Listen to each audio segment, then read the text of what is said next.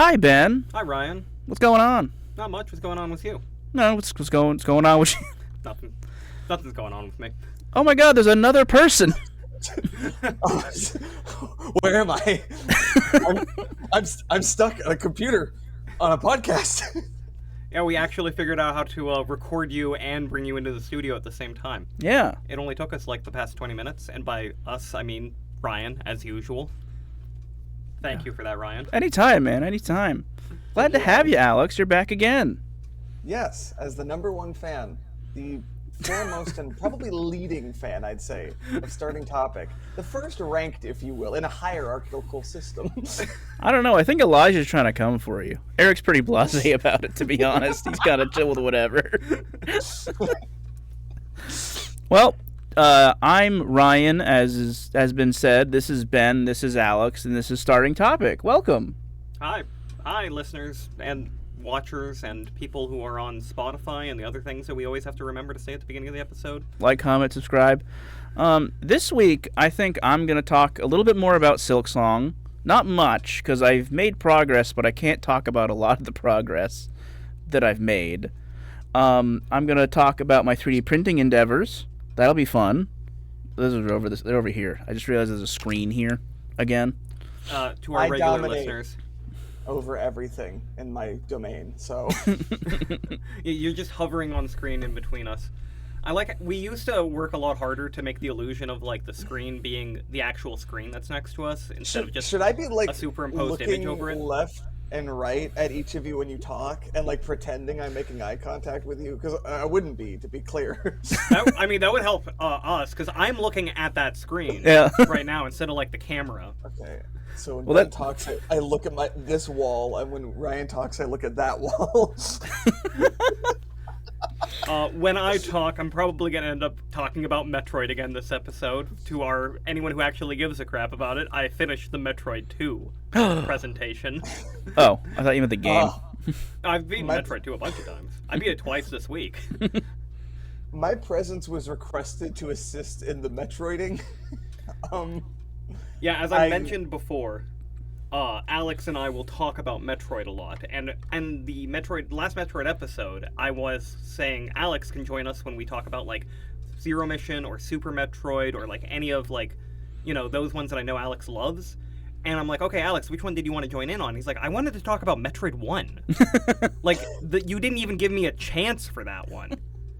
Like, that's the one I most wanted to talk about. You're never going to hear it, though. This audience has been deprived of that permanently. No. I figured we'd do it a little bit today. Well, we'll see if we have time, Alex, what are you bringing to this table?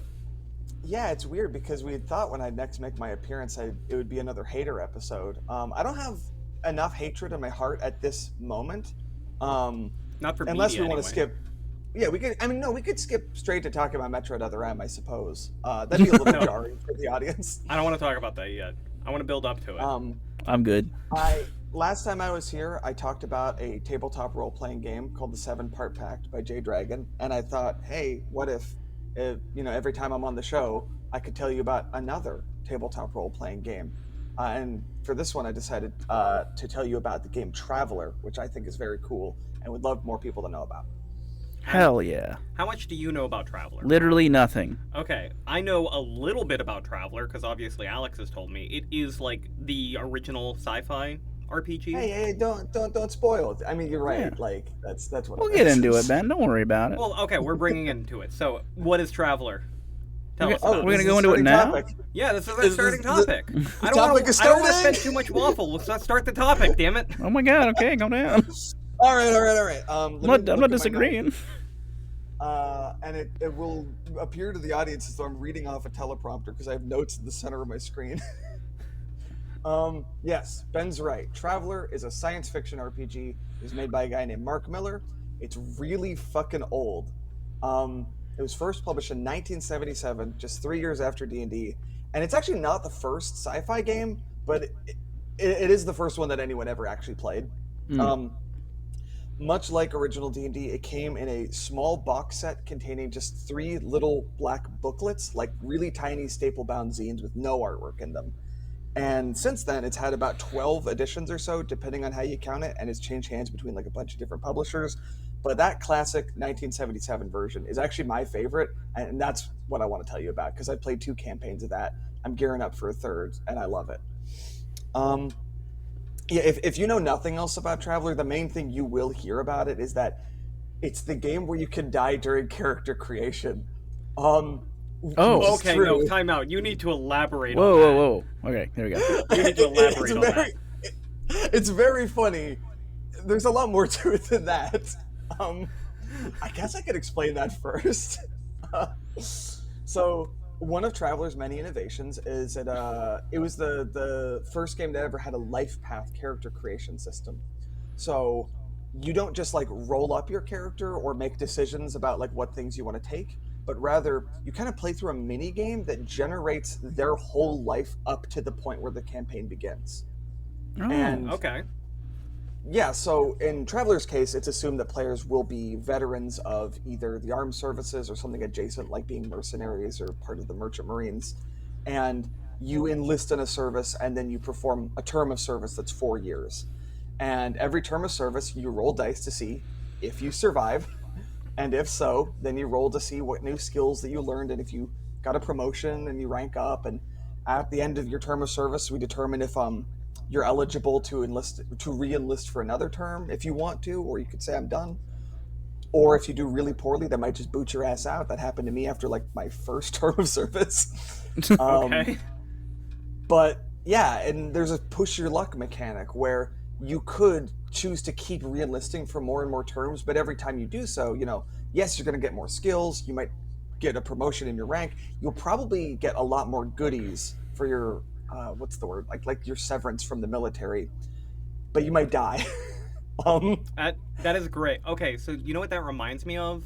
People playing D&D who really want to roll for their stats because they might accidentally get super, super high stats. Like Yeah. they get like 4 18s. And like this encourages that mindset where they just keep on pushing their luck trying to get a stronger character. I love that. Well, the way my referee did it is if you have a character who survives the process, that's who you got to play. So I had one player in my group who he died like 3 times before he had a viable character, like somebody who was just alive.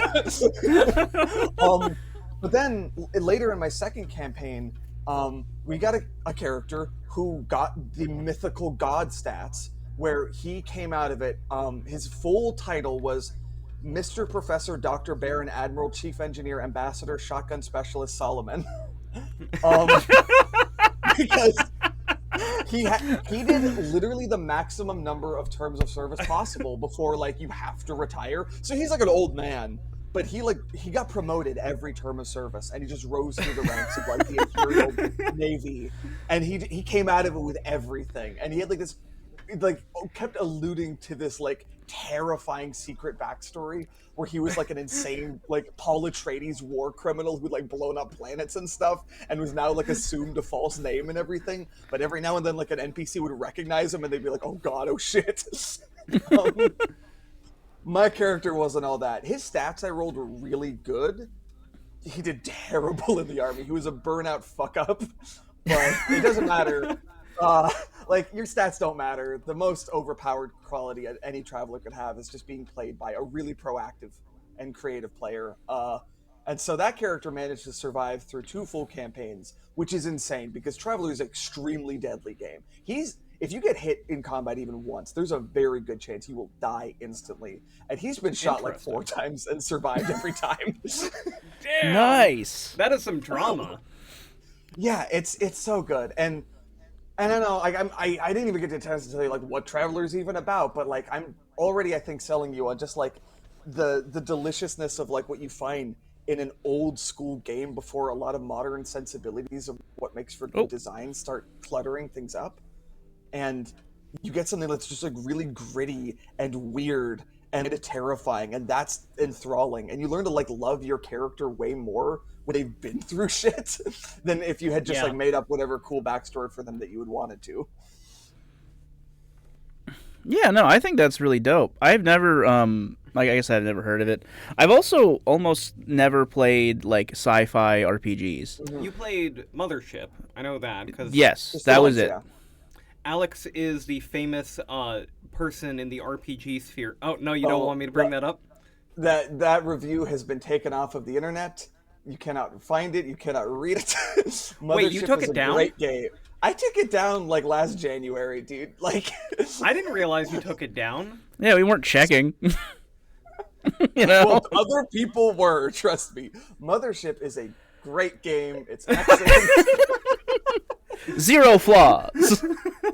Okay, but I that's the thing is I do like Mothership for the most part. I like most of it. I was a little disappointed, and I was like, I'd rather just go back to playing Traveller, which is You not wanted a to talk popular opinion. specifically about like, the mechanics of Mothership and how they actually function. Traveller. So what is the premise of Traveller? You mentioned before that the players are Okay, playing yeah, as... let me help you out with that. Okay, so Traveller, Yeah. yes, its legacy is that it is the science fiction RPG, like in the same way Yeah. that D&D is the fantasy game. Because obviously there's tons of fantasy games for any different kind of fantasy premise. Yeah. You play Mouse Ritter, then you're playing as little mice adventurers. If you do Ars Magica, you're wizards. If you're in Blades in the Dark, you're playing as thieves running a criminal gang. But like D&D is sort of a catch-all option for just any fantasy premise. You can do epic quests, exploration, survival, mystery, horror, politics, warfare, whatever. Traveller is the same for Spaceman stories. Like if you wanted to be explorers who chart the vast regions of space, or soldiers fighting a war against aliens, you could be mercenaries, you could be bounty hunters, you could be smugglers, you could be pirates. Yeah, it's all of that. But also, and this is the thing I really want to gush about. So how D&D actually really does have a sort of default campaign though, and that's just the dungeon crawl. Yeah. The one fantasy premise it is most built for is a group of treasure hunters mount expeditions into old ruins and they fight monsters to take their treasure. It's So always the most Traveller- reliable adventures too. Exactly. Yes, that's a good point. Traveller has a default campaign as well. Space truckers. Hell yeah. You get your Space payday by truckers. hauling freight from planet to planet, picking up cargo and passengers and moving them around. Which I recognize sounds way more boring than any of the other campaign ideas I pitched just a moment ago. No. You say it's That's, boring, that's but just a it is. job. It's the premise I've wanted the most in a sci-fi setting. I'm actually realizing right now, Because I lied to you a little bit. what's that? I have played a different kind of sci-fi RPG, but it was just D&D with sci-fi pasted over, Okay. and we did literally this. Sci-fi truckers. We did that. That's what our job was. Okay, We so should have just here's- played Traveller.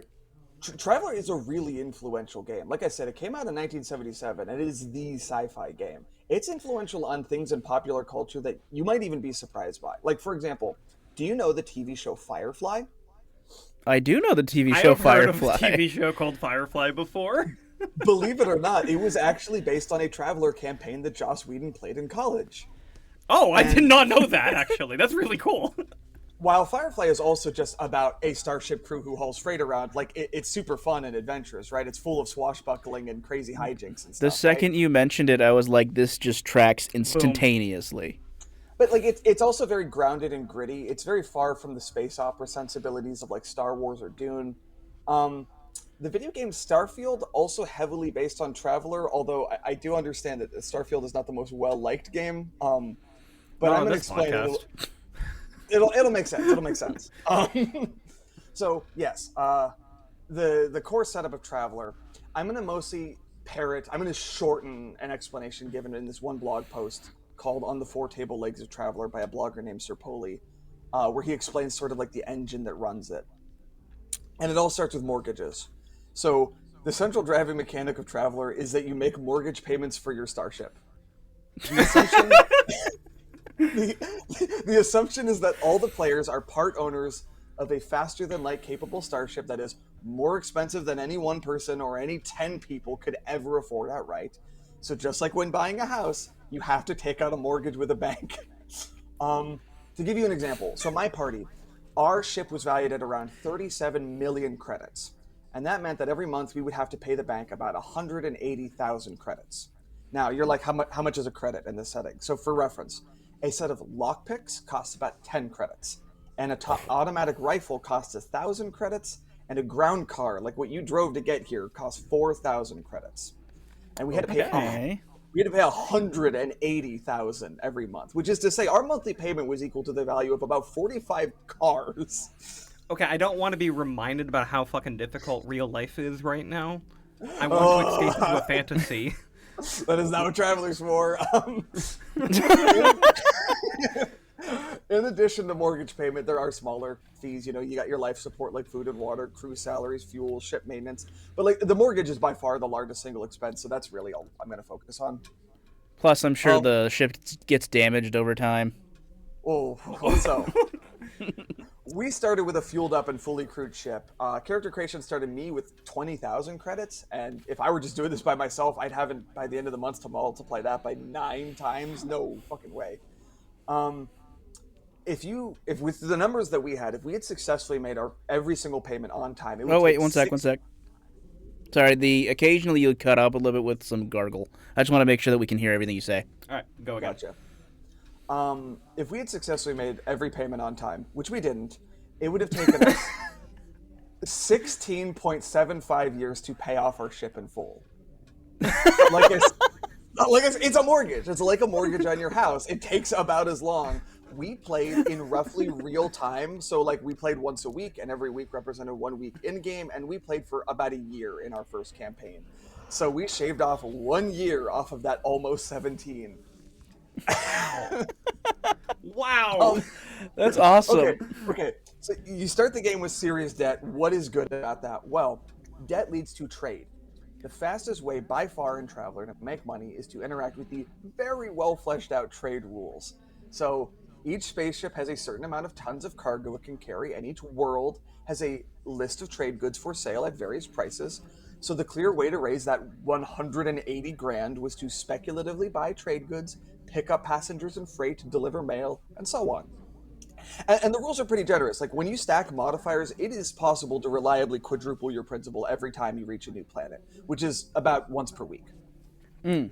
Um, the most common mistake modern game masters make when they're trying to run Traveler is that they'll nerf the trade rules, or even worse, they'll like just not enforce the mortgage payments. It's kind of similar to like when a DM is trying to run like old school D&D, and they look at the encumbrance rules and they're like, it seems like fiddly logistical bullshit, and they just hand wave it, and they don't realize how crucial it is to the old gameplay loop. Yeah. Mm-hmm. At first glance, the trade rules in Traveler seem extremely generous. Like the best game gun in the game costs about 500,000 credits. So like, how could that stand that you can make millions of credits by trading in a single month? Well, it turns out the bank simply taking 95% of your players' earnings every month severely dampens potentially snowballing nonlinear growth. Wait, So what? Oh. we never saw the kind of wealth explosion that looks inevitable from the rules as written, despite us scraping together everything we could to maximize our profits. In Okay, all the that's good to time know. we played, despite having already made millions of credits, we barely made a dent in our mortgage, even missing several payments. And you're wondering, why does that happen? Well, because the most important thing about the trade system is that trade leads to travel. Ah. So, And travel leads to adventure. garden worlds sell cheap food. High population worlds buy food for a high price. High population worlds will then sell manufactured goods that are in high demand on non industrialized worlds, and so on. So, in your quest to maximize profits, the party is just locked into this continual tour of the local space sector, constantly moving from place to place. And staying put for any length of time means you are letting time trickle away. Time that could be spent raking in cash for those crippling mortgage payments. So that's not an option. And it's This is cool. very funny. It's cool because the game master never has to dangle bait in front of the players to get them to move towards adventures. Their entire lives are in this perpetual self-guided tour that just keeps them always traveling. And like you said, travel is good because travel leads to conflict. Traveler builds the game around random encounters in a really elegant way. Like, every time the party jumps from one system to another, there is a chance they get waylaid by pirates. Because pirates like to hang out on the outskirts of a star system where they know that incoming travelers are going to exit hyperspace, and that's when they're most vulnerable. They gun it for them right then and there. And the rulebook has lots of fun, like hidden, like pirate hijinks and tricks and stuff that they like to use when they attack. I should mention, pirates and traveler are by default spaceship owners who are unable to pay their mortgages by legitimate means, and so they've turned to this life instead. In Yes, that, you may nice. detect a certain implication that this is a potential path the players might find themselves going down if things get bad enough. Because if you miss too many mortgage payments, the bank will send bounty hunters after you, and that's even worse than pirates. Like, they will send a repo man to repossess your starship. Okay, I But know like, I'm gonna interrupt your momentum a bit, but I've got a question. How yeah, much yeah. control does the DM have in shaping the story? Because it sounds like this is a very, very good story engine on its own. Well, that's the cool thing. It's a sandbox game, and it really was the first game that truly innovated procedural generation. Like, the game, when you open the front pages, it says there are two games in this book. One is the game that you play with your friends, the role playing game where you go on these adventures, paying off your mortgage. And the other one is a solo game that the referee will play before you start the campaign, where they get to make their own sector of space.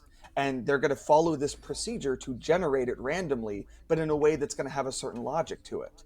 And that is just a really fun kind of like solo activity to do on your own. And it makes all of the stuff there that will naturally, inevitably result in a good story when you're going through it.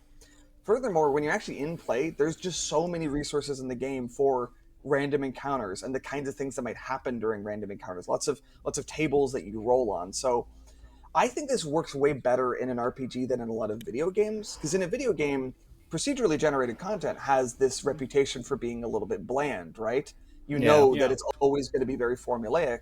But in an RPG, anything that you rolled procedurally can serve as a prompt for the game master, right? They're going to springboard off of that into something more special and interesting right then and there in the moment of play, as like they're firing on all engines, right? Yeah, you're So relying on you the have game master. Sorry. no that I was saying you rely on the game master's improvisation to fill in the blanks because they're the thing that makes any part of the game not bland. Any procedurally Oh, yeah. generated content is they're adding the flavor on the spot. And that's when you start and adding in your in jokes and all your friend references and stuff. it's funny that like the game master doesn't have to prepare a story, but it's weird how I think that the notion of what a sandbox campaign means has kind of like diluted over the years, where a lot of people's approach to that is, instead of preparing one adventure to offer my players, I'll prepare three and let them pick one. I will Yeah. gather up a collection of self-contained adventure modules and I'll sprinkle them across the map. There's nothing wrong with that. That's fine.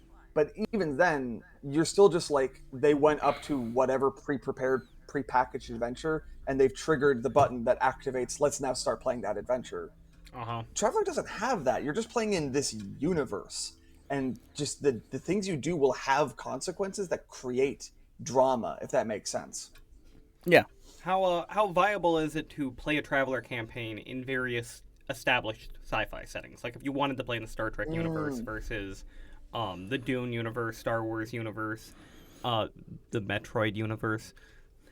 Highly depends, Dune would be a great one because it was a major inspiration on it. I mean, I said this game came out in 1977. There's like a galactic imperium. Everybody's using swords and shit. Yep. Uh, Star Wars. Star Wars, it's a little too lethal for Star Wars, um, and then my problem with it being for like something like Star Wars or Star Trek is there's a tonal issue, not so much a world building thing, but like this is a game about commerce, right? Commercial activity. You're trading cargo. So Firefly You could just would be perfect. Well, yeah. Yes, absolutely. Also, But if you're doing Star Trek, you wouldn't be the Federation who's doing like the thing on the Starfleet ship who's exploring and doing diplomatic missions and stuff, unless you wanted to just ignore most of the meat and potatoes in Traveller. But if you did that, then why are you playing Traveller? You're going to have to substitute that with something else, and I don't Well, know. if I'm doing Star Wars, I want to be Han Solo. That's why I like Yeah. being a galaxy trucker, is because I like being a galaxy smuggler, that That's actually a good point, actually. You could do like an Outer Rims style, like you are scoundrels in the Star Wars universe. Okay, yeah, totally. Fuck it, yeah. that actually reminds me. I have lied again. I've played 3 sci-fi games. I forgot we did a Star Wars campaign. Star Wars is I did run sci-fi. a Star Wars. I did run a Star Wars game for you in high school, didn't I? I also. God. But I wanted to bring it back quickly to Starfield, because Starfield has in it a mechanic for debt. One of the ways that you can start the game is that you just get a house on a random planet, but it's like $1 million and you need to pay the debt. That's a genuinely good idea. I love when Bethesda does shit like that. I wish they did more of that. It's a cool idea. The problem is that the planet is they give you a house on a fucking empty planet. There's nothing else on the planet. Very Bethesda. That's the thing. Traveller, it says, okay, Game Master, you're not coming in with pre-prepared scenarios, but we're gonna generate a bunch of stuff, and that's gonna give you like material to improvise further from there, and so they can flesh out that empty fucking world. I really should. I'm just gonna recommend this to my friend Will because I think that he would really like this game. I think I would love to try a Traveller game. Not to DM. I think I would want to play it first. I don't think I DM it, but yeah. I want to explain really what brings it full circle, what completes the formula that's so brilliant. Okay. Yeah, I said travel leads to conflict. You're going to be attacked by pirates. Pirates, this is important, they're not orcs. They don't want to kill you for no reason. They want to take your cargo and get away as quickly as possible, and they want to suffer the least amount of damage as possible as well, right? So it's you're not just like a slugfest. There's got to be pre-combat negotiation and tricks and hijinks, and you obviously you're carrying your life savings like in trade commodities wherever you travel around. That makes you a prime target for this kind of shit. And the Starship battle rules are pretty fun, I think. They also integrate into like boarding actions that result in then like individual player scale combat, which is cool. And very piratey. You know, like you will board the other person's spaceship and pull out your cutlass and sword fight them. Yeah, Pretty cool. And combat is just triggered primarily by moving around. That's just inevitably going to happen. Every time you go to a new system, they roll a die to see if there's a random encounter, and that's enough. But in addition to just being fun, it has another advantage, which is that conflict leads to trade-offs. And this is the genius thing that makes the game have its own self-generating drama. So in my first campaign, it was very clear to us after our first run-in with pirates that our ship and crew were undergunned. While buying powerful weapons and armor is trivially cheap compared to the amount of money you rake in through trade, I mean, I think like most weapons will cap out at a few thousand credits, and we were moving hundreds of thousands a week. Actually getting your hands on some is another matter. Good weapons in Traveller are advanced ones, and that means they have a high tech level rating. And every planet, also when you generated it, or the Game Master generated it, one of the variables they roll randomly is its tech level. So those weapons might not be available unless you find a high tech level world. And then making a detour from trading to go buy adventuring equipment winds up being an extremely costly endeavor because there's opportunity cost, right? That's taking you weeks out of the way of the most profitable trade routes. And the closest world in which these weapons exist, what if it outlaws all weapons? And that means you got to engage in black market smuggling, and that means you're risking a run-in with the law. Okay, compounding this problem was that our ship took minor damage in that combat we had with the pirates, and the nearest world with a shipyard capable of repairing the ship was different from and out of the way of that high-tech world with the fancy fusion guns. And getting the ship repaired means that it would be in dry dock for days or even weeks, which incurs another opportunity cost of almost 1 million credits that could have been made by trading in that time. So you might say, fuck it, let's just fly around a damaged, unarmed ship because we can't afford not to be trading. Or you can't afford that, so you'll just go into debt. And trade-offs lead to debt, which was the first step in this horrible, vicious cycle I mentioned to begin with. Like, there were a couple times we had to get our ship repaired, always skirting dangerously close to bankruptcy as we kicked our heels just waiting for the ship to be patched up. And it was only near the end of our campaign we finally armed our ship properly, which would hopefully prevent us from, like, future repair jobs. But man, that set us back like 2 months on our payments. And there's just never an easy answer for what you should do in those situations. And that's fun, right?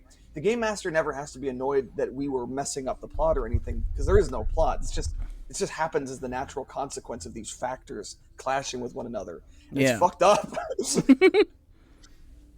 It sounds dope as hell. It sounds like, because we talk, me and Alex, and Ryan, you two, as to a certain extent, when we talk about, like, RPGs and the division between, like, game design and simulation, and just role-playing, story building, and stuff like that. And this seems like one of the best simulation-style games that transforms into gameplay. Like, the fact that it's got its economy so figured out that it just turns it into the gameplay loop. Yep. Like, it's just natural story progression. I sent an image on Discord. I wonder if you could project it on the screen for this next brief part. Okay. Sure. It's a visual of more gameplay loop. Do that. Is it this, 'Cause this trade-offs debt? Yeah, exactly. This loop can sustain a campaign pretty much indefinitely.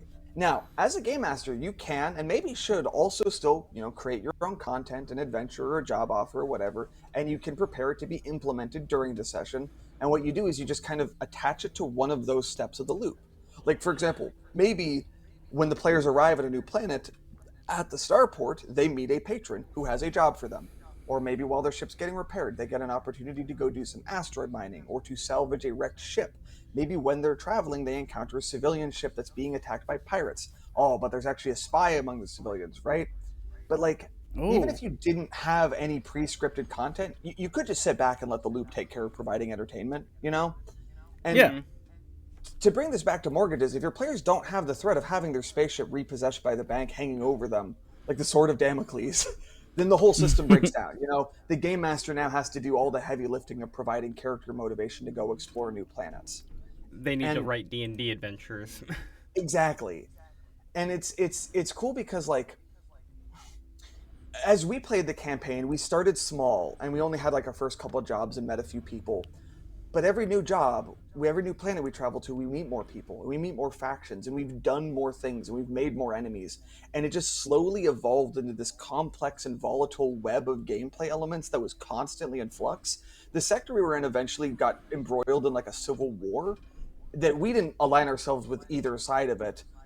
But having that as the backdrop of the campaign while you're just trying to ship goods back and forth and you're worried about getting caught in the middle of a battle, or that one of the sides tried to commandeer our spaceship because they're like, we don't have beef with you. You're fine. We'll drop you off on the nearest planet, but we need your ship for our fleet, for the war effort. Sorry. And we had to try to talk our way out of that, which is terrifying because we're like, that's our whole livelihood. That's our fucking careers right there. We'd be homeless. We'd just be on some backwater nowhere planet if we can't get out of this. And we did. But then the Space Vikings attacked, and they weren't in the war. They just saw an opportunity to plunder.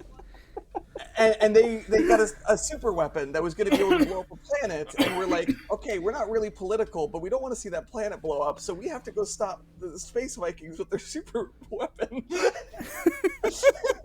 And the worst part is, the Space Vikings, we were previously best buddies with. We had helped them out, and they were the ones who gave us our big fusion guns. It's just that they're insane space Vikings, so, like, it's not like they were good people. That's not why we helped them out before. All right. So, just in the interest of time, because we have a limited time slot. Yep. And there is a bunch more stuff we want to talk about. What else do we want to say about Traveller to our listeners? I mean, that's probably the most important stuff. I wanted to tell you about the life path system and how you die. It's interesting. I don't love a lot of the crunch of the game. Like, it's all D6 based, which I think is good, but it's very arithmetic. You're just adding and subtracting modifiers all the time, and that's just kind of cumbersome. But you don't have to use them a lot. It's a very low crunch game where you're not picking up the dice sometimes for an entire session. I mostly the world building kind of means a lot more, or just the mechanics of how spaceship travel works kind of carries things on its own. I will say there's no leveling and there's no XP, which is kind of weird to people. Generally speaking, there's not really advancement beyond just like diegetic rewards that you might pursue, like money, a better spaceship, titles, like if you get a favor from the emperor or something, or if he promotes you to being a knight or something. Like that's advancement. Yeah, exactly. Just allies. That's the best thing you could ever hope for as a reward, right? And that substitutes where another game would have you have a class and you level up and you unlock new goodies that way. In this, it's very grounded in the fiction of the setting. Like you said, it's very simulationist. And it's just very gritty and deadly and punishing, and so it's probably good to go into it with like a good sense of humor as well. If that's, I would recommend at least. But except for me, because I'll never die. I'll never die. No. I'm unkillable. I do like the aspect of it being about gear and like attainment of stuff. I like that a lot more. I've kind of been interested in that more so than XP and leveling, because I feel like that's one of the weaker parts of just regular D&D. It's one of the reasons why, like, me and Alex are big fans of the gold to experience system in old school D&D, is because, like, getting gold is such the obvious goal. Like, we just want to have lots and lots of money. That's the fun thing to pursue. But unlike Traveller, Dungeons and Dragons doesn't have a natural money sink in the form of your mortgage payment. Yeah. So it has in the original version, that's how you level up. That's your progression. That's how you get stronger. You go carousing. You waste all your money, but That's the thing. It's a whatever. weird abstraction. Like, why does gold pieces translate into this nebulous concept of experience points, which are codified as like these discrete mathematical units that somehow improve your health or whatever?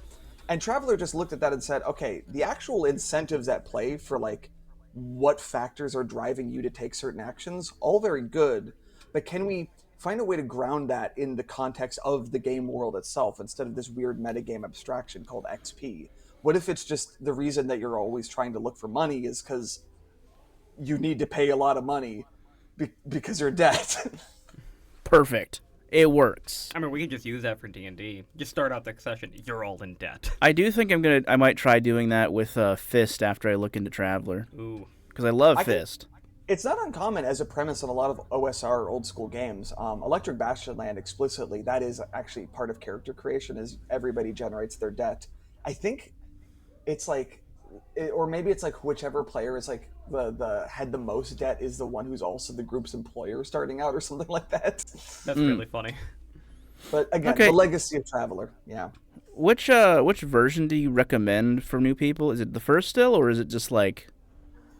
Okay, so now it is currently owned by a company called Mongoose, and they have what they call second edition Traveller, their second edition of it. So Mongoose second is definitely the most popular version, very accessible, adds a lot more options. Like, for example, character creation. You're not assumed to necessarily be playing as like veterans of the military, or like you could be any number of different backgrounds.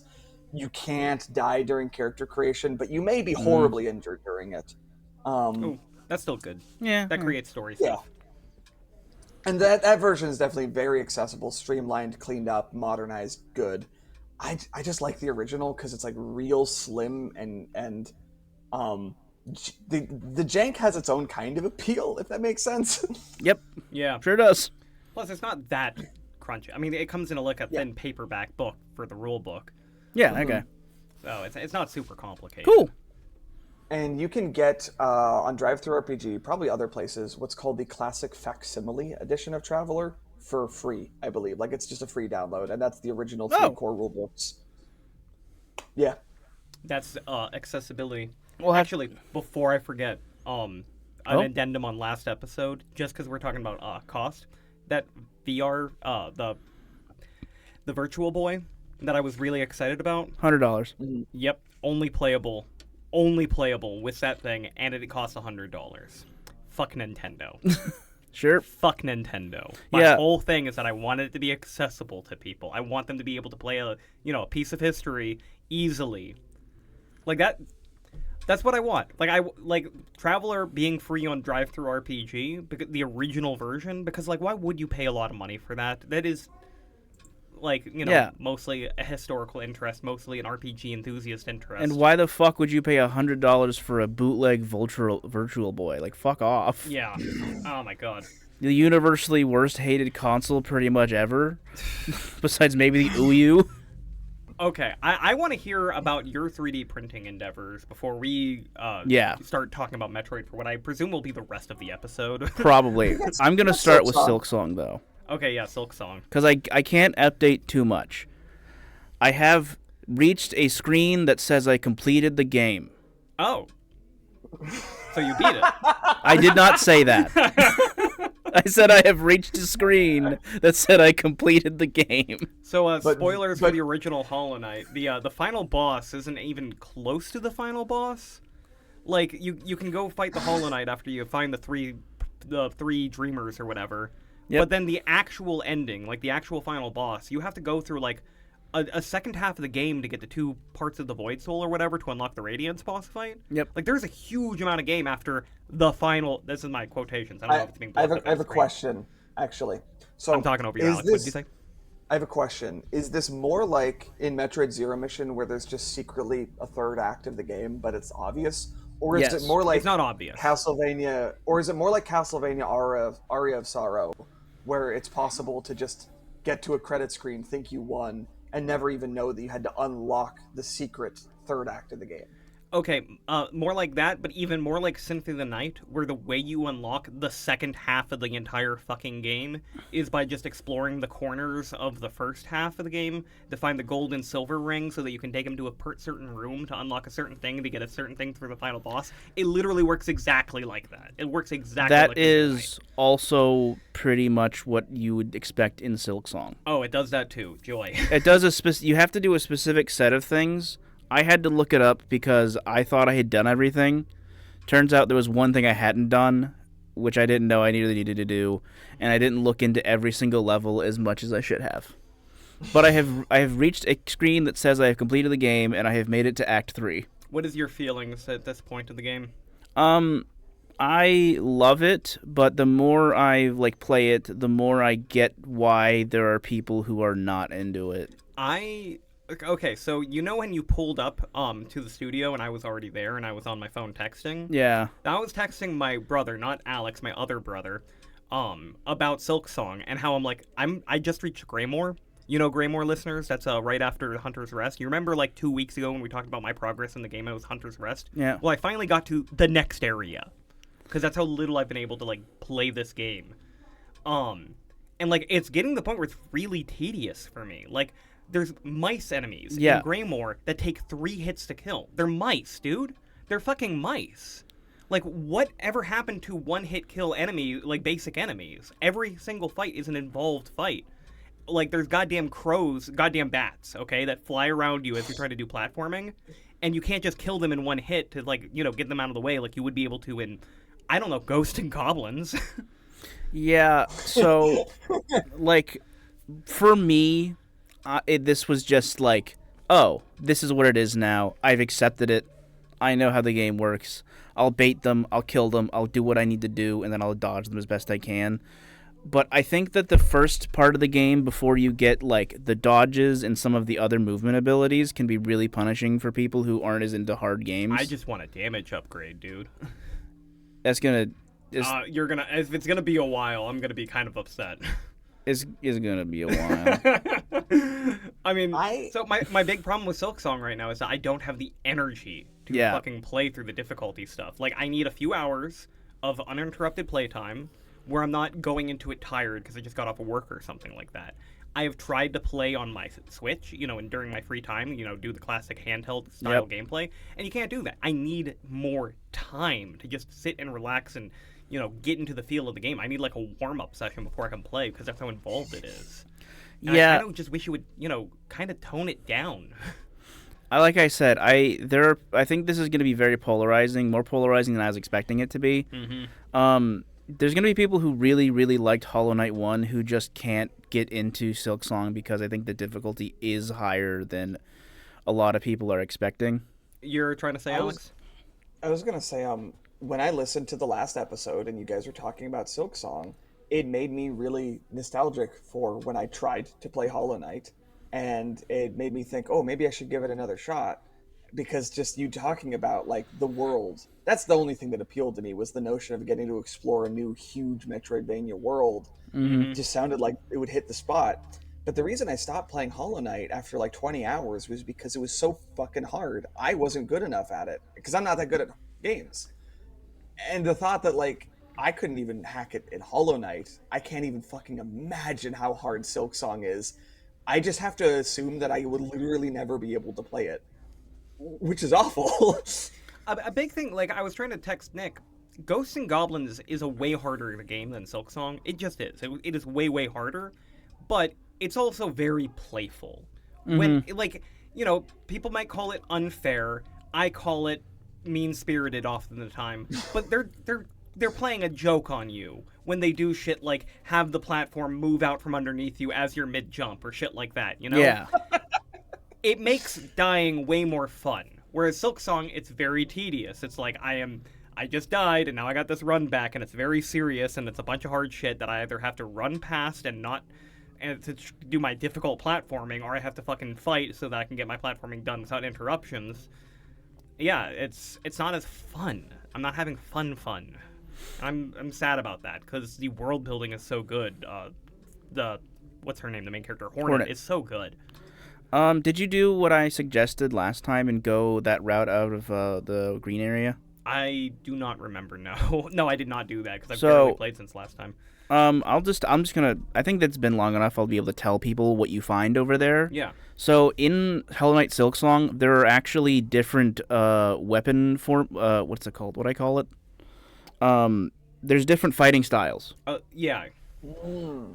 So there's in total 7, I believe.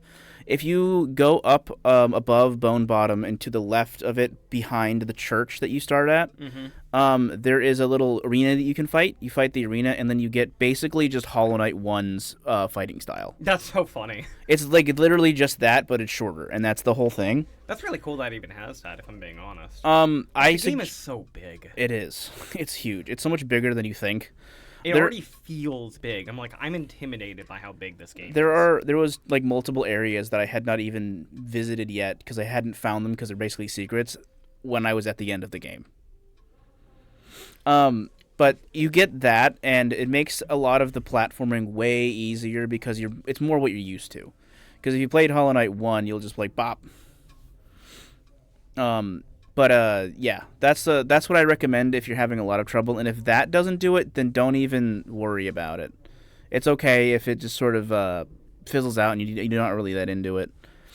I'm not going to hold people accountable for not being good at a video game. It's okay to not be good at stuff, man. Especially this game. It's notably difficult. Mm-hmm.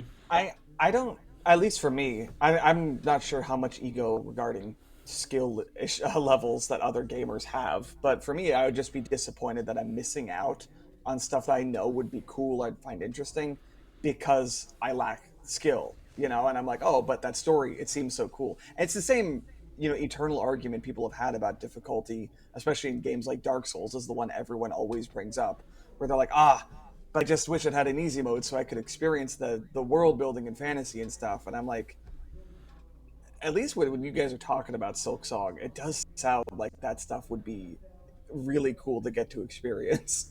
Mm-hmm.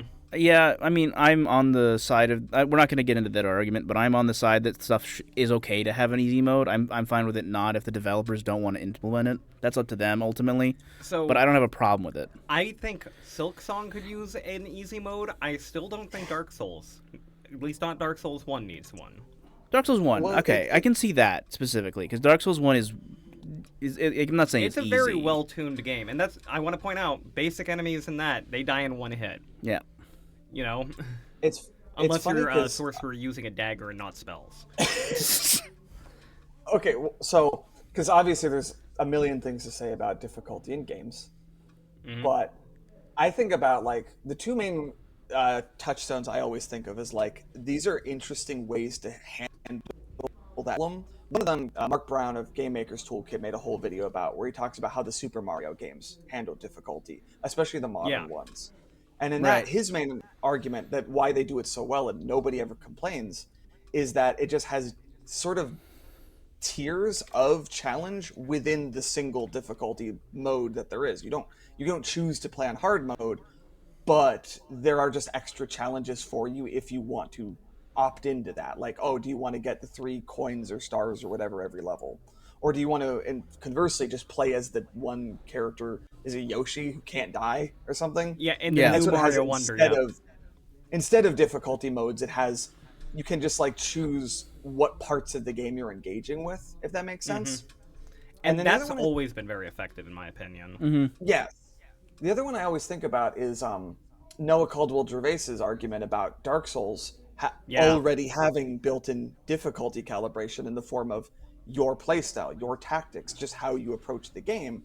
And that's funny, just, I don't know, in a philosophical sense about what, anytime you have ever had an argument about the effectiveness of a playstyle in a game, about whether you're doing it right or wrong, or you're playing like an idiot, you could always reframe that as difficulty.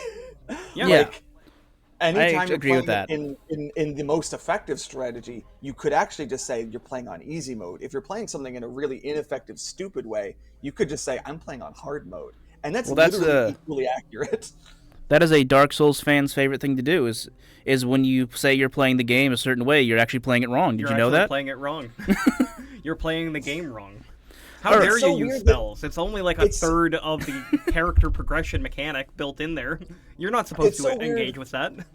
It's so weird that Dark Souls fans are like that though, because the first Dark Souls has an entire class that you could choose at character creation that is your ass. This is hard mode. Yep. Yep. Look, Like- you get to stare at your ass the whole game. Well, Like- until you put on some pants. and the whole notion of like why that class exists in the game, what the purpose of that was, the intent is you might opt into a objectively less effective playstyle because it would make the game more challenging, and that's what difficulty is. It's just a matter of how effective your playstyle is a lot of the time.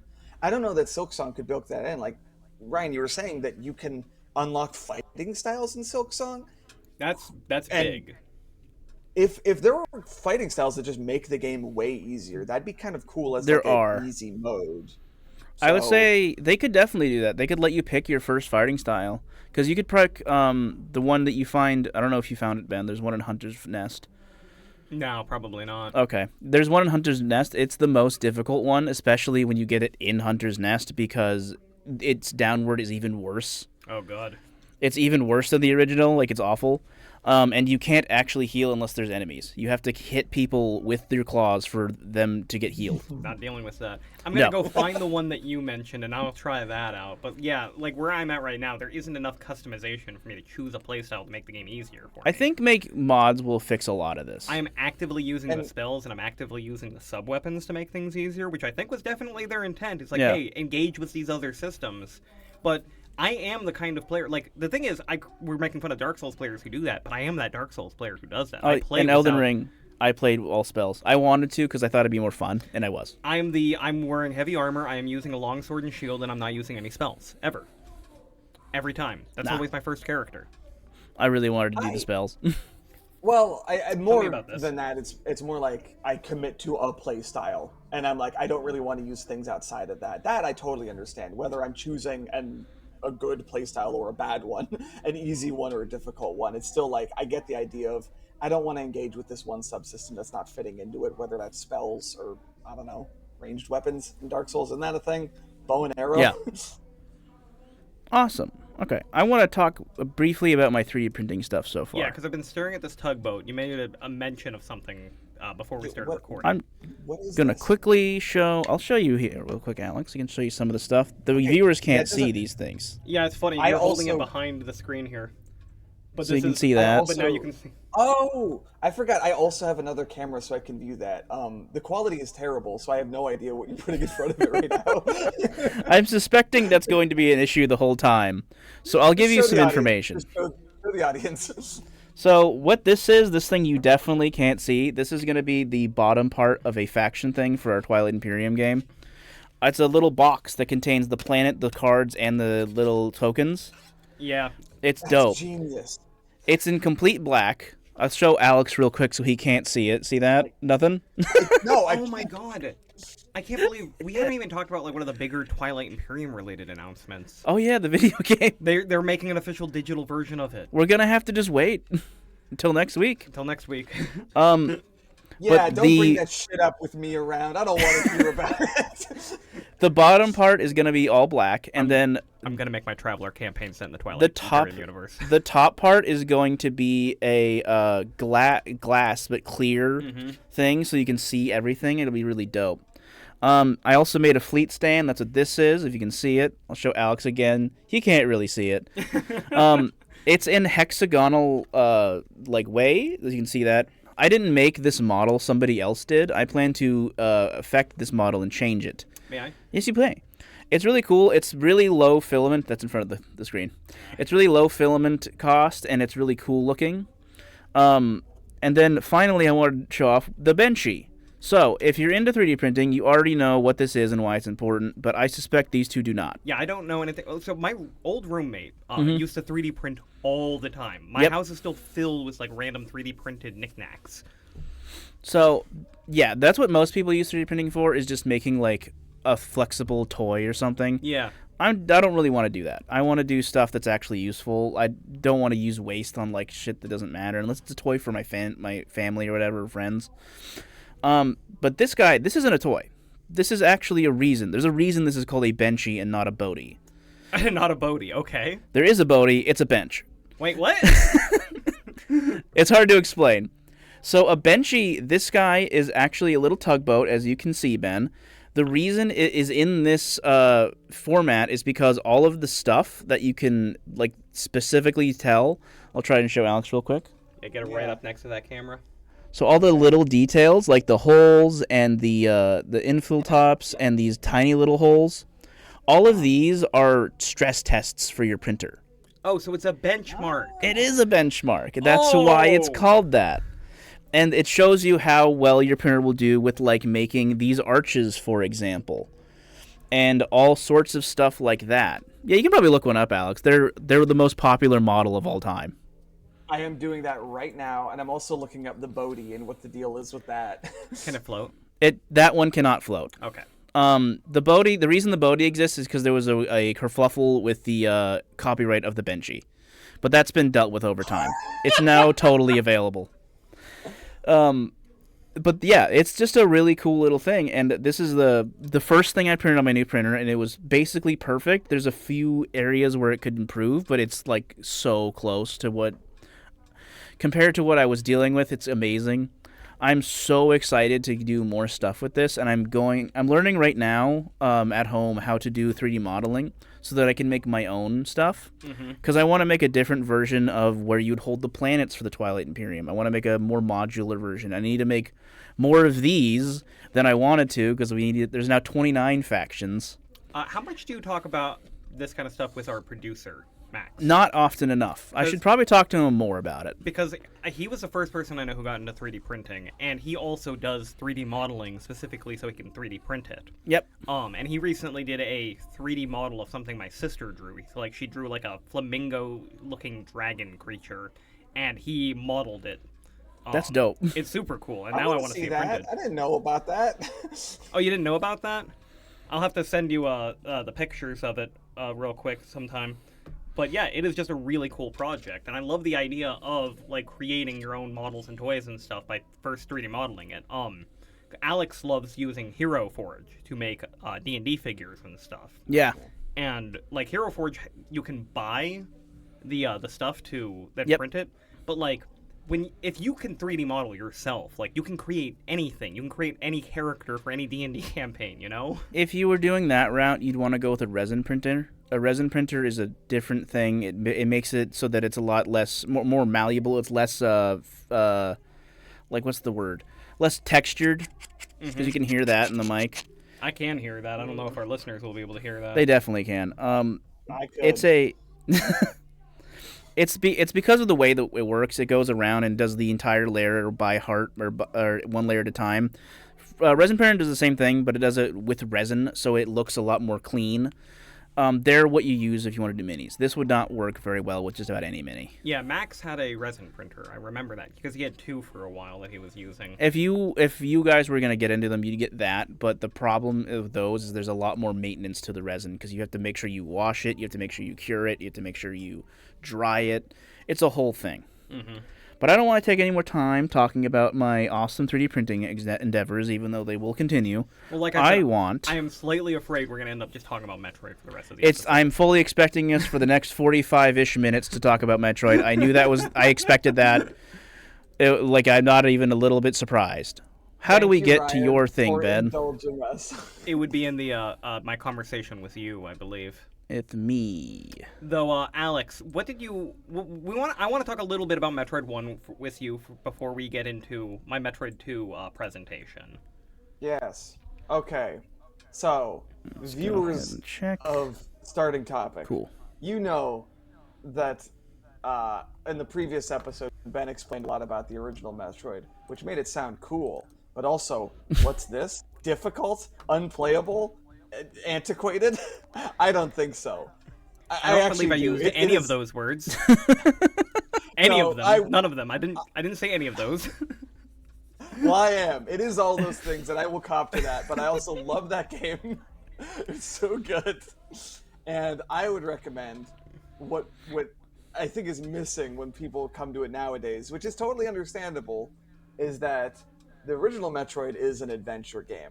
as in a game like Colossal Cave Adventure, and that's Mm-hmm. important context to know how you're meant to play it, I think. The worst thing about it is that you have no map, and it's a Metroidvania, and those come with Mm-hmm. maps, you know, and especially because it's like so old and the hallways look very uniform, the sprites are very samey. It's so fucking hard to like navigate, and that Yeah, makes it there's no seem landmarks. impossible. Exactly. So what you do is you draw a map as you go, and that's part of the experience, and that's kind of awesome. Like that's just a type of video game experience that I don't think really exists anymore. I mean, correct me if I'm wrong, but how many games have come out in the last 20 years where like you're supposed to do this hybrid analog thing where like you're also drawing as you go? Blueprints. In fact, Really? Yeah. That's really cool. Okay, who? so we've talked about Blueprints a little bit on the podcast. I was actually looking at what the top-rated games this year are right now. You know Blueprints is number 2? That's not surprising to me. Is the top Claire Obscura? Yeah, the top one is Claire Obscura, and that's a And really I'm cool That's one, probably too. what's going to get Game of the Year. I'm telling you, they got it from Metroid. I know it. I don't. It's definitely it didn't, but I recommend the original Metroid as a co-op game. I think one person on the controller, the other person breaking a map, and you have two brains to keep track of everything, and that makes it better. Um, and I love that fucking game. I think it is not appreciated for a lot of the genius of its game design enough, and we can talk about that kind of thing when we get into the other Metroids. It's fine. The biggest problem, and I tried to explain this quickly in the podcast, but Metroid came out within weeks of Zelda. And they are so similar. They are basically, two different takes of the same exact idea, this action adventure game. But they have completely different styles of doing it based on the two different studios that made it and the two heads of those studios, Gunpei Yokoi and Shigeru Miyamoto, Yep.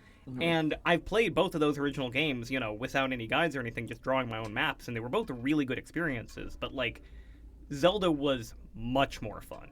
Zelda is something I can continually go back to forever, whereas, Metroid is now this is just a speedrunning game for me. Okay. What I would explain about the original Metroid that is the most divisive thing is what I, for lack of a better word, would call the combat system of it. Because when you revisit these really old games, they seem very rudimentary and unrefined, and you might make the mistake of thinking that there wasn't a lot of intent behind them because they're just too limited in what they're capable of for there to have been intent behind them. It's like you make the mistake of comparing them against modern iterations of them, like in the same franchise. You look at old Mario and you compare it to modern ones, and you might think that it was striving for and failing to achieve what a modern Mario game is capable of doing. And that is a real discredit to the kinds of design ideas that they were putting into it. Like, okay, Mega Man is shooting his gun forward, and that's pretty simple, straightforward. That's like the combat system of that platformer. I call that the most simple one you could do. But Mario's is that he has to jump on enemies. And that's fucking weird, right? Like, isn't that a weird way of doing your attacks in a game? And Yeah, that it's forces incredibly weird.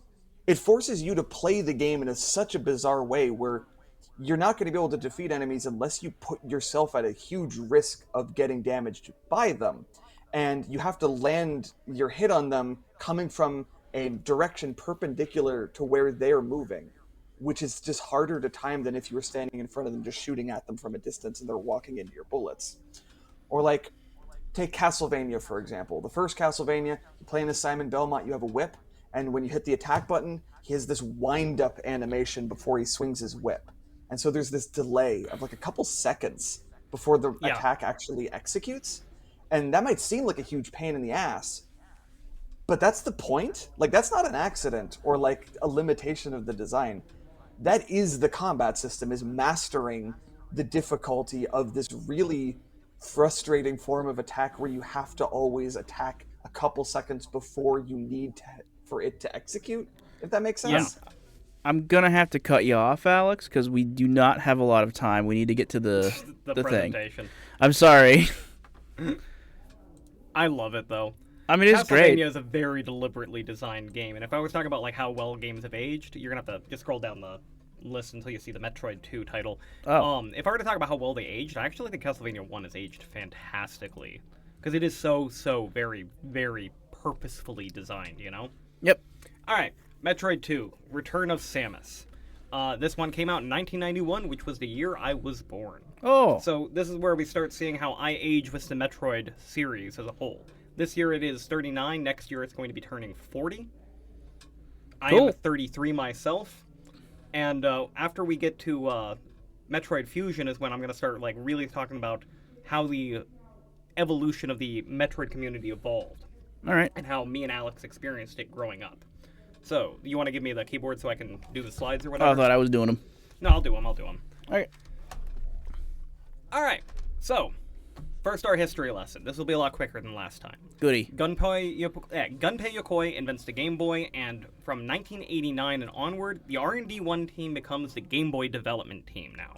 So instead of having your two studios doing NES games, one being the big budget titles and the other one doing the like quick fill in the blanks, you know, get them out for the new piece of hardware, it's just R&D1 becomes the Game Boy studio.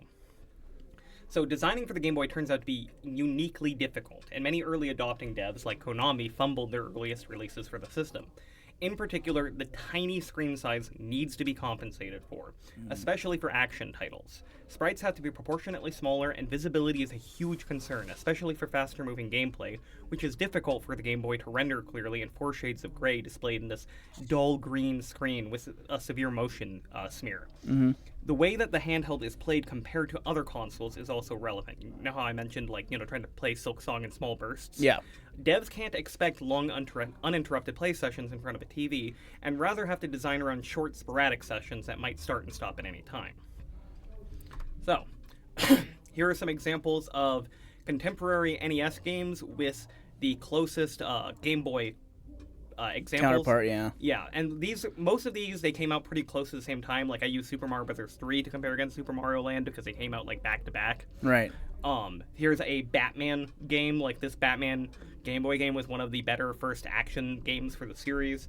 There's that original Castlevania, which, Castlevania The Adventure sucks ass. It's a really bad game. Right. Especially when you compare it to Castlevania 3, Dracula's Curse, one of the best fucking games on the NES. Okay. So, R&D1 would specialize in Game Boy development and would eventually get really good at working within the system's limitations. Games like Super Mario Land and Solar Striker are proof that satisfying action games can be developed for the system. Many of R&D1's original NES hits get proper sequels on the Game Boy, including Balloon Fighter sequel, Balloon Kid, Kid Icarus' follow-up, Myths and Monsters, and of course, Metroid 2, The Return of Samus. Compared to Metroid for NES, Metroid 2's development goes pretty smoothly. It's a confident creation by an experienced team of talented devs working with tools that know how to use better than anyone else at the time. Alex, if you have anything to say, I interrupt. Go right ahead, by the way. Don't worry. You keep going. Alright, so, should you play Metroid 2? We're done with history already.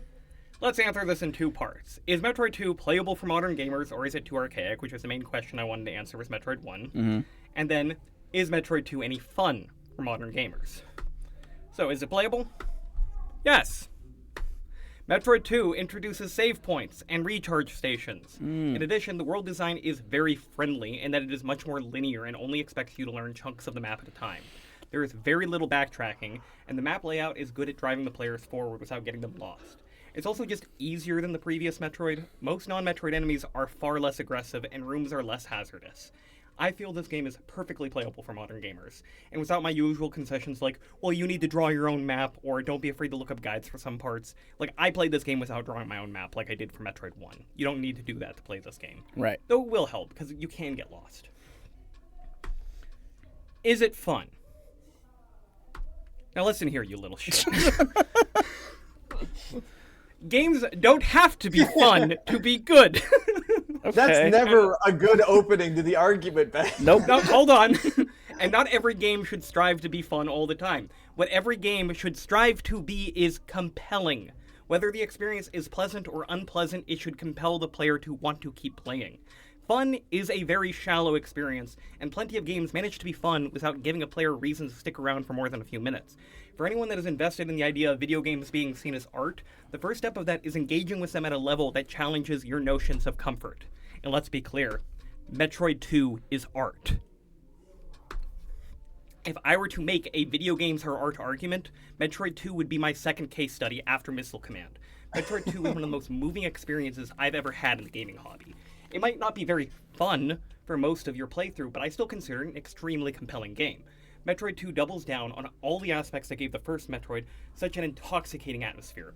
It's lonely, it's claustrophobic, and inspires constant feelings of dread and unease.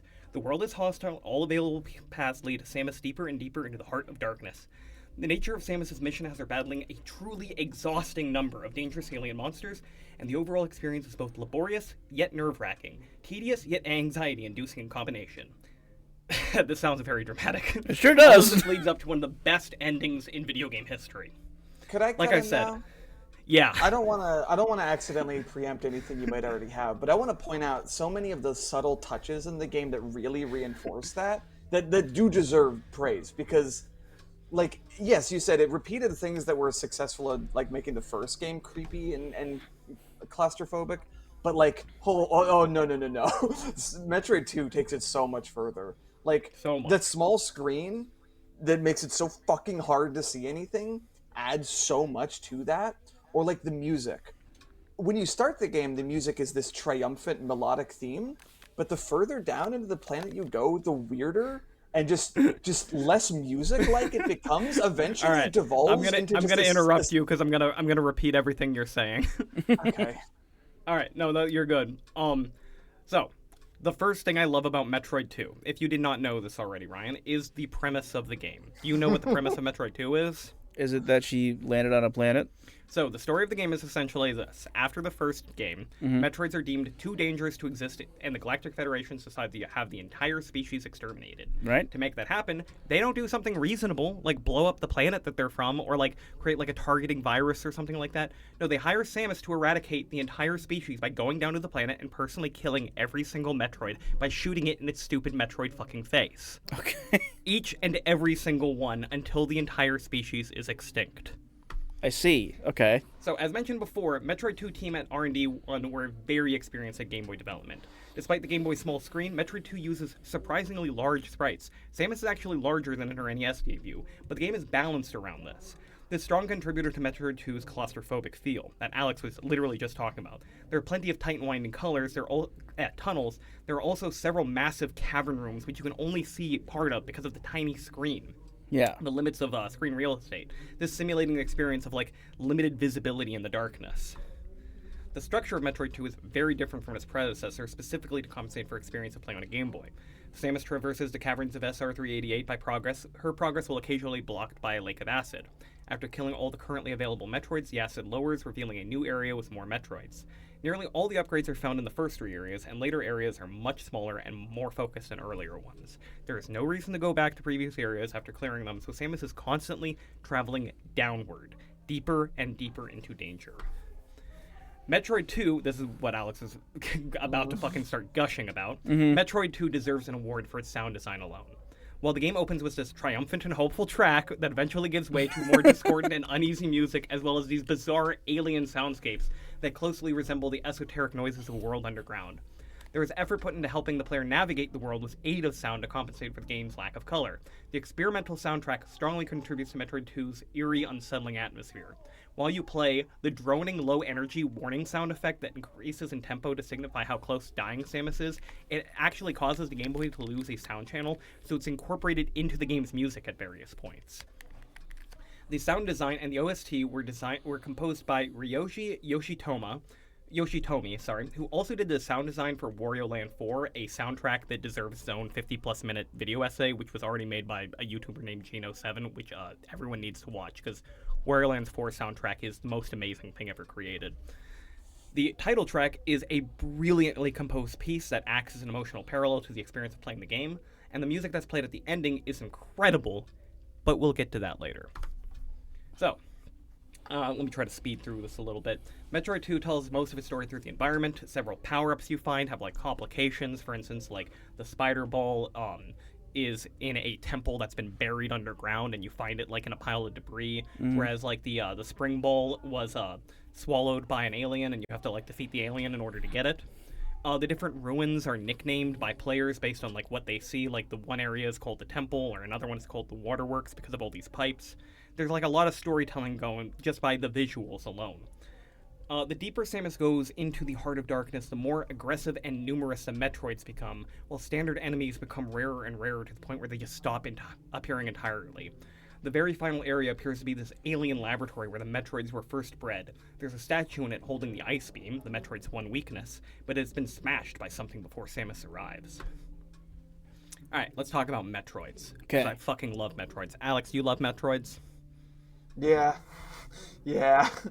SR3D8 has a total population of 47 Metroids. After killing 10 plus Alpha Metroids, it will feel like you've killed 100.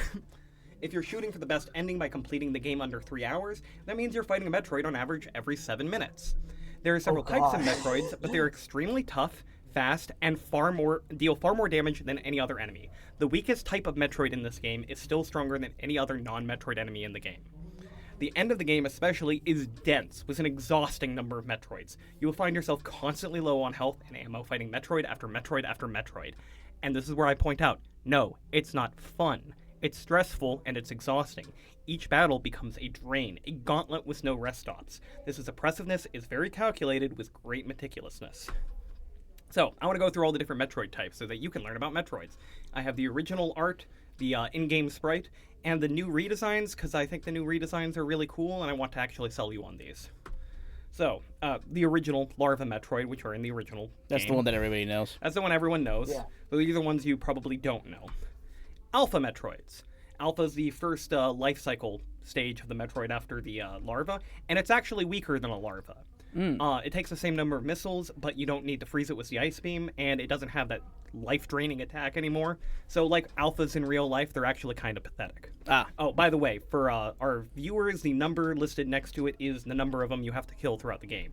There are 8 larvas, there are 15 alphas. There are 16 Gamma Metroids, which is the next stage. Much harder than Alpha Metroids. Like, this is where they start getting really fucking chonky.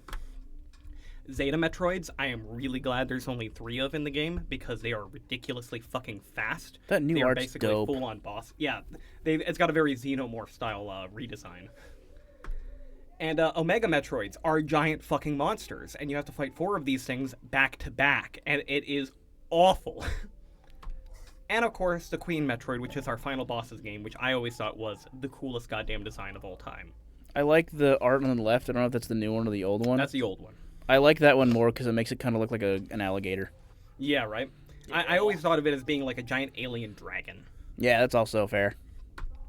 Alright, I want to talk about the ending of Metroid 2, because that is why this game is so fucking good. It's why I fucking adore Metroid 2. Okay. So after slaying dozens of Metroids to get here, with only a single Metroid remaining, Samus makes her way through the ruined laboratory. First, you see an egg, and then the worst fucking thing happens. The game freezes, and the Metroid counter starts beeping and flashing, and 8 additional Metroids are added to the fucking count. The next sequence effectively recreates the ending of the first Metroid, where you have to infiltrate Torian, and it's just as good. All the Metroid larvae are nothing compared to like the Zeta and Omega Metroids that preceded them, but they're still a huge threat, and they're perfect as like a basic enemy for the final level. And then the Metroid Queen is a fantastic final boss. She is extremely difficult, even with 100% items, which is how I always play this game. Her attack can take out an entire energy tank. She's so tough, you need well over 100 missiles to take her down. She has a secret method of defeating her by going into her stomach and bombing her, like, insides.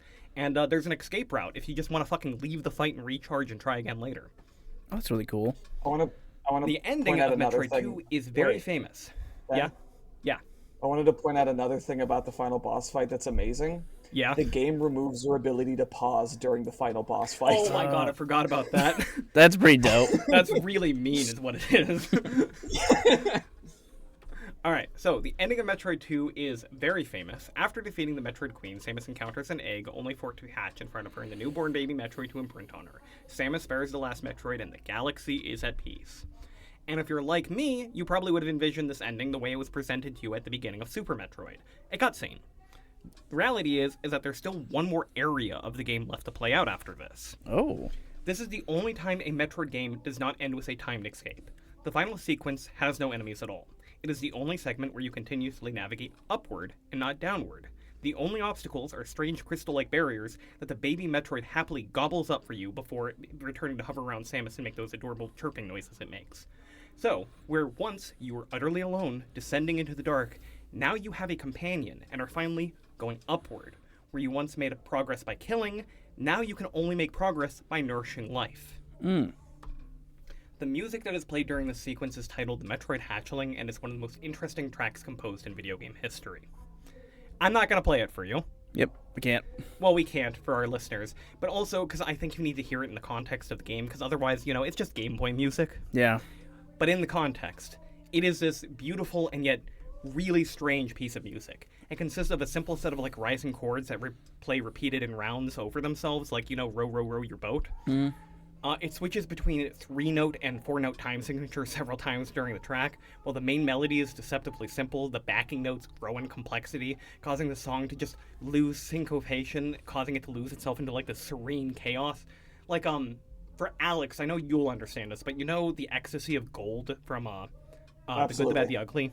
Yes. And how it starts getting really intense at the end, and you almost hear the church bells as the camera spinning around.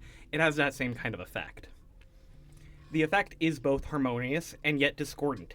It is elating and yet it is confusing. So, the final sequence demands that the player reflect on the entirety of the experience that came before that. The premise of Metroid 2 is that Samus Aran commits genocide, and that you as a player are complicit in it. Metroids might be dangerous, but they're also animals. They are constantly exploited species, they are incapable of interplanetary travel on their own, and they're already on the verge of extinction. Metroid 2 is not a fun game. The game is deliberately oppressive, but it's handled with tact and emotional intelligence. It is a lonely, wordless, discomforting kill quest. As Hollowell puts it in her 2015 essay, A Maze of Murderscapes Metroid 2, games about killing should probably make you uncomfortable. They shouldn't be carefully crafted to be pleasant. Metroid 2 is openly about killing. It makes me uncomfortable with wordless specificity. Excuse me. As Samus and the infant Metroid break the surface, they are assaulted by the sea of stars. And just over a nearby ridge is Samus' ship. And the game's just starting point. The game has just moved in a full circle, following the cycle of life and death. Now, one person who was deeply moved by this ending was Yoshio Sakamoto. So moved that this is when he decides to take stewardship of the Metroid franchise. After falling in love with Metroids and with Samus, he would go on to write and direct all the mainline Metroid games from this moment forward. Alright, I'm gonna before I start talking about the speedrunning, do you have anything to add to any of that now, Alex? No. No? I don't know why you good? invited me. I didn't know you were going to talk about everything. Well, I wanted to make sure Metroid 2 was given the full appreciation, because as you can tell, I like Metroid 2 a lot more than Metroid 1. I really like Metroid 2. I have a thing I can interject with. Do you want to know a fun fact about that specific scene in Alien that I don't know if you know? Go ahead. They had I to... know what you're going to say.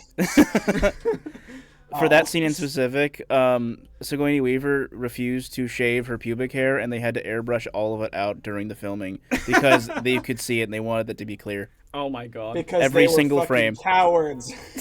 She's a badass. Okay, so I pointed out because the classic Samus without her armor is done with a little Easter egg, and that she's specifically referencing Alien, which of course has been a major influence on the series. Yeah, of course. So, while the movement in Metroid 2 is more complex and technical than its predecessor, the linear world design makes it a worse speedrunning game. For those who see each Metroid title as two games in one, Metroid 1986 is the better speedrunner, while Metroid 2 is definitely the superior first playthrough. Because of the linearity and the high difficulty of the game, it is recommended for amateur runners to start on 100% runs. They're not much slower than 80% runs. There are some sequence breaks. Damage boosts can allow you to jump again in midair, which can allow for insane height, and runners will even dive straight into the acid pits before killing all the Metroids in certain areas to avoid backtracking. The fastest way to travel is spider hopping, but it only works when going left, not when going right. It is this weird quirk of the movement that I honestly kind of love. Anytime you're going left, you're bouncing around as a morph ball. Anytime you're going right, you're just running around on foot. Gotcha. My personal best is an hour and 54 minutes, while the current world record is just 51 minutes. Alright, legacy and lore. Metroid 2 is the most important game from the story perspective. Metroids are now extinct. Mm-hmm. Samus is an unstoppable killing machine. Samus and the Metroids get their official new look. I wanted to make sure I included this piece of art because I know Alex and I both fucking love this classic design. Mm-hmm. Well, SR388 has a completely different ecology than Zeeb's. It has an entirely different set of creatures. They share the same mysterious avian statues holding the same artifacts. This would lead fans to conclude that Zebes and SR388 are connected somehow, and that Samus might have a connection as well since she can utilize those artifacts. The avian race seems to be very technologically advanced, based on robotic sentries that still guard their structures, but they also seem very religious, based on the structures themselves. They may have created Metroids which may have caused their downfall. And finally, the most important piece of lore that came out of this game, Samus is 6'3". Hell yeah. Canonically. Alright, that's the end of the PowerPoint. I wanted to have like a quick finish like I did last time, and I want to use up any remaining time just talking about Alex and all the little details of Metroid 1 and 2 so far, if that's cool with you. I don't got anything else. Well, Alex, do you have anything you want to add? I mean, it was what I was saying before the PowerPoint, but I don't have anything to add on Metroid 2. You kind of covered everything. I managed to mention the thing about it, you can't pause during the final boss fight. I'm patting myself on the back right now for that. And I had one comment about it. It was about Sigourney Weaver. Alex, how many times have you played Metroid 1 or 2? Have you speedrun either of those games? I don't speedrun. I'm not a gamer. I know you're not a gamer, but you play Metroid. We talked about Metroid. Yes, I've done a serious sat-down playthrough of the first Metroid like once, and then I've picked it up and just started playing it a million times. I just do that when I'm bored.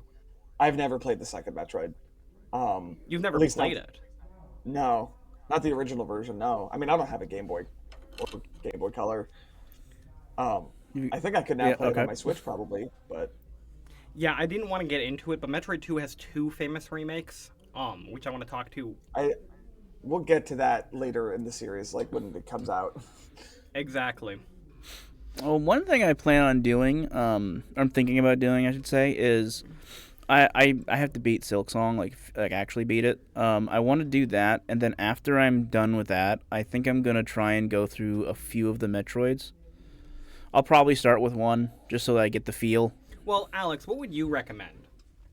I think I know what you'll recommend. I think you've recommended it to me before. Isn't it Metroid Fusion? No. All right. No one would ever recommend that as your first Metroid game, except maybe him. I would. He'd be wrong to do that. That was my first. It was my first. It would be Super Metroid, probably. Maybe the case would be made for Zero Mission, but the argument there is it's kind of like when you show someone Star Wars, do you show them Star Wars first, or do you show them The Phantom Menace first, you know? And it's like, I mean, I would show them Star Wars first, because I'm a purist. Yep. None of us would ever show the Phantom Menace first. I just wouldn't show them Star Wars. But I am saying that Zero Mission, the case to be made for it is that it is chronologically the first game in this series, even though it's not the first to be made, and it is the most accessible entry point in the franchise. But yeah, I mean, Super Metroid. That's the right answer. Fair enough. Well, when I eventually get to Super Metroid, that's the one I wanted Alex on originally, because that's where we both talk about how it is still one of the best games ever made. Well, what? I'm gonna have a hand in that PowerPoint. Damn it! I was gonna say exactly that. You guys should have planned that PowerPoint together then. All right, Alex, if you want to help me make the PowerPoint, we can do that. Give each other different parts. It'll be like a school thing, and I'll just be here. I was actually I was considering incorporating a game where I have Alex, like, I show pictures of the rooms and have Alex name them. Oh, that's the thing. I can do that. Metroid. I can do that in Super Metroid. In Super Metroid, every single room of the game has a nickname by the fans. Okay. This is for, classification and identification for speedruns, because there's randomizers, but also there's just, complicating routing things. So if, I show someone literally just a map screen image of Big Pink, they will recognize it. They'll be like, that's Big Pink. There is no way that could be any other room in the game. That's definitely Big Pink. And you're like, what the fuck is Big Pink? That's what I'm doing. We're not going to explain Big Pink today. Like there are sometimes you can see a gap on the map and you know like, well, I don't know which specific room it is, but there are only three that it could be, and I can just like clock that at a glance. That's great. Okay. Um, do you guys want? Yeah, I don't have anything to add to Metroid at the moment. I was gonna say the thing about Metroid, the old ones, that is Aircom. hard to appreciate, but that is, I think, a subtle genius in their game design, is the way that like the source of difficulty in fighting, why it's just so hard that you can't have the privilege of just exploration, is actually about jumping, of Yeah. all things. Okay. So, in most platformers, you press the jump button and you do a jump animation, and you're now in the air, and that's that. But in Metroid, you have two jumps, and that is the difference between them is everything. Like the whole game is based around that, and you wouldn't. I don't know. Like nobody ever talks about this. Well, it's they don't talk about it because like when you're playing it casually, you don't really think about it as two different jumps. You're just okay. Well, you stand jump or you spin jump, whether or not you press the direction before the A button or press the A button before the direction. And Right. it's so intuitive, it's so natural that you don't think about the mechanical implications of having two different types of jumps and how like technical it suddenly makes the movement. So the funny thing is, if you're just standing still, you're not moving left or right, and you jump, you don't have much control over it, and you can't go that far, but you can still shoot stuff. Mm-hmm. If you are running while you jump, you do a somersault through the air, you can go further and you have more control over yourself in the air, but you are vulnerable. You can't attack anything, and it's real easy to get hit by stuff. Well, And technically that's you it. That's can shoot, but it knocks you out of the spin jump and turns you into a standing jump, and you lose control. right. So that's it. That's like the game is like you have to master the art of choosing which jump you're going to do at any given moment. It's very calculated. Um, so that like just getting from one end of any room to the next to the other, with all the enemies and as platforms as obstacles in the way is a fucking ordeal. Like you were saying before, the games really are very carefully designed in ways that I don't think a lot of people appreciate. When I was speedrunning Metroid 1 for the first presentation, like the second room, like right after the entranceway, there's a part where two screebats like dive on top of you while a gamer is walking towards you, and there might be a second gamer depending on like some randomness. But it's all so perfectly fucking timed that if you are running as fast as you can, they're all gonna collide on you at the same time, and you have just enough time to like shoot both of these screebats as they overlap, and then jump over the gamer. And it's like the perfect speedrunning. Like if you're speedrunning it, that's what you want to do. It's difficult, but that's the fastest option. If you can't do that, then you have to wait. Like that's the only thing you can do. Is just wait for the bats to come down or wait for the gamer to pass by before you continue forward. And the beautiful thing about Metroid speedrunning, especially Super Metroid, but to a lesser extent all of them, is that like the fastest way to do anything is always the most difficult way and also the most visually impressive. Okay. Yeah. And it's why Metroid speedrunning is the fucking best. It's always the most entertaining to watch because the better and better it gets, the more impressive it is to see, you know? I don't know. It sounds kind of easy. I mean, go ahead. I desperately want people to like challenge my my speedrun time, my PBs, and like give me a reason to like lower them. Because I'm just competing against myself. Before you ask, Yeah. no, I don't have a PB. I don't speedrun Super Metroid. That shit's way too hard. I've tried sending him shit. I'm like, here's my new PB for Zero Mission. Can you beat this? And he Okay, said, well, nah. Okay, if it were for Zero Mission, Alex has That played way one. more Zero Mission than I have. um, so the thing about Zero Mission that's so brilliant, that's so good, so it's a remake of the first Metroid game, but it modernizes it. It takes all of the innovations from the sequels and makes it playable. You don't have to bother with the first Metroid, Ryan. I'm telling you, you don't even. I mean, I guess if you're curious, but if you do want that horrible, horribly punishing experience of the original Metroid, you can simulate that in Metroid Zero Mission, its remake, by making one very stupid choice, and that is Okay. just don't get items. just don't, just don't get them, because actually that's how you get the best ending. Metroid has always done, different endings based on how fast you did it or what percentage of items you collected. It's cool. It's like the first speedrunning game, and you're Yeah. incentivized to do it faster or get more items. But the funny thing is, okay, so getting 100% items, yeah, that's hard because you're going to have to find them all. And it's going to make you slow. But like items are assets. They're good. They help you. They make you better at overcoming obstacles. Mm-hmm. In Metroid Zero Mission, the best ending of the game can only be unlocked if you get 15% or fewer of the items. Which at first you're like, well, that doesn't sound hard. I mean, I just won't pick up items. That sounds easier. No, no, you need them. You need them. Yeah. You And need some. It's not just health tank and missile tanks either. It's major Oh my God. items, like whether or not like you can use like the screw items attack. that items that you thought you needed to beat the game. It turns out like, oh, my list of items you need in order to beat the game is like 22, I think. How am I going to get only 15 or fewer? You have to find very creative workarounds. Gotcha. Okay. Cool. I'll probably not do that. I'm probably not going to speedrun them, but, you know. No, don't.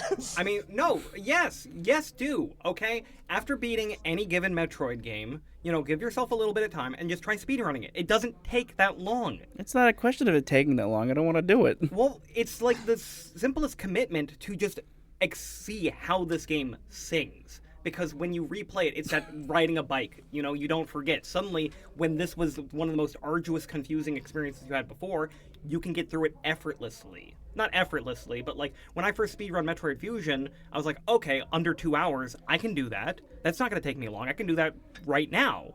And I got a little over 2 hours, so I had to try again. Wow, 4 hours of commitment to fucking have this amazing fucking experience. Yeah, but I have a pretty high suspicion that I'm not going to get the same experience that you got out of it. You don't know until you try, Ryan. You're being very stubborn about that. I don't think that I am. I don't like. That's the thing. I'm like, I don't even see what's the point of trying Metroid if you're not going to try the speedrunning thing, because that's a big part of it. To experience the other part? Who's the one being stubborn here? Come on. I will convince you, but we're not going to really get into speedrunning because the Super Metroid one is going to have to be a lot longer. Like, I went out of my way for the Metroid 2 one. It's like, okay, I don't need to talk about history. I don't need to talk about the legacy or anything. I just need to talk about why the game is actually good. Super Metroid, though, holy shit. I'll just, whenever we get to that, I'll expect that to be the episode. Okay, well, here's... So there's one game that I did the experience of. I played it once. I got my initial time. And then I replayed it again a few days later and got a shorter time now that I knew all the answers. Okay. Mm-hmm. That was Metroid Dread. And I went from 10 hours down to 9 hours. Okay. What's the next Metroid in the series? After Metroid 2? Yeah. It's Super Metroid. Okay. And this is the best part because even though, It's like, the my best way favorite to enter Metroid is the Metroid game. Fusion. My favorite Metroid is Metroid Fusion. Alex's is Zero Mission. But both of us agree that Super Metroid is the best Metroid game. Every Metroid fan agrees that Super Metroid is the best Metroid game, whether or not it's their personal favorite. Because it is the best Metroid game. It is one of the best games Here's ever what I'm made. thinking. We'll not do that next week. Oh, no. Because I will not be able to handle 2 weeks in a row of Metroid. We'll do that in either 2 to 3 weeks, depending on when we do the hater episode. If we end up not talking about Metroid for like another month, I'm gonna be fine with that. But Super Metroid. Okay, now hold up. You guys are being awfully hasty. I think we need to check the mold monitors to see where the mold numbers are doing after this episode. I don't know. Because we My gotta see how much consistent listeners- mold people are cultivating based off of the Metroid content. Like, what if this is the highest mold count you've gotten? Look, I'm gonna get a lot of complaints from Elijah that we're not doing this every week. I know I am. I want to know if, like, because I know 2 listeners besides Alex, Eric and Elijah. It's like, do you want to keep talking about Metroid? If you do, I'm gonna just hang out. We can just talk about Metroid. Leave a Also- comment on this video if you want us to talk about Metroid. Also, Mike has been watching a couple of our episodes where we talk about silksong, and he hates the Metroid talk. But he doesn't like Metroid, so it kind of tracks. I feel like if I could just get him to understand, he would be the Metroid god that would make me like hate myself. That's what everybody thinks. I'm thinking about you, Ryan. I am prepared to explain Super Metroid and Metroid Fusion in a way that you will appreciate and think, oh, that is really cool. And I'm fine never playing it. I think it's. I thought the second one and the first one were both cool. No, but I'm not as invested. I just want you to not feel pressured. I'm aiming for you to come away with it thinking, I don't need to play that. Okay. Well, we have to wrap up because we are going to get kicked out of here soon. Yeah, studio is gonna close. Literally. Alex, it was lovely having you on. I will talk to you later It was lovely tonight. being here. Yeah.